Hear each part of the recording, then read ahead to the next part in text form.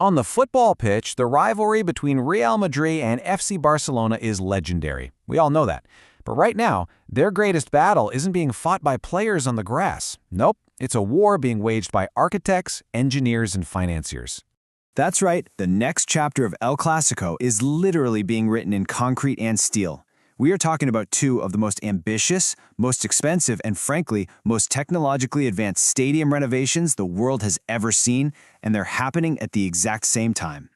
You see, both clubs are betting their entire futures on these massive projects. It's this incredible high-stakes gamble for financial dominance that's going to define the next era of global sports. And look, this isn't new. This one-upmanship, it's been going on for decades. Back in '47, when Madrid built the original Bernabeu, it completely changed the game for club revenue. So what happened? Well, just 10 years later, Barcelona answered with the Camp Nou. This has always been an arms race, fought not just with trophies, but with architecture and cold, hard cash. Okay, so let's start with Madrid. Their strategy is to build a futuristic, all-purpose venue that's basically designed to print money 365 days a year. It's a vision of total control. And this is where you really see the core difference between the two projects.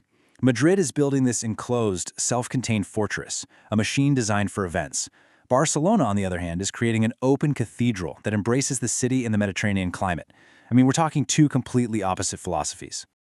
The new Bernabeu is an absolute engineering marvel. It's wrapped in this stunning, futuristic steel skin. It's got a roof that can close in just 15 minutes, turning it into an indoor arena. There's a 360-degree halo video screen, a skywalk with bars and restaurants, but honestly, all of that, it pales in comparison to its biggest secret. Because the thing that truly makes this stadium a game changer, you can't even see it from the stands. It's a genius solution to what seemed like an impossible problem, hidden right under the players' feet. So here's the deal. Other stadiums with retractable pitches slide them out sideways, but the Bernabeu is locked in the dense heart of Madrid. There's just no room. So their engineers invented a world-first system. The entire pitch splits into these giant trays, slides onto a railway, and then descends vertically into a massive underground cavern. This chamber is basically a high-tech greenhouse that keeps the grass in perfect condition. This one feature transforms a football pitch into a multi-use arena. You can have an NFL game one day and a Taylor Swift concert the next. This right here is the absolute heart of their entire financial strategy. And just so you can grasp the scale of this thing, that storage cavern is 35 meters deep.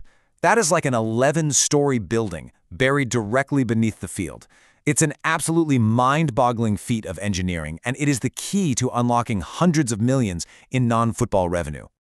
All right, now let's head about 500 kilometers away to Barcelona, where they are taking a radically different approach, one born from a totally different philosophy and, let's be honest, from dire financial need.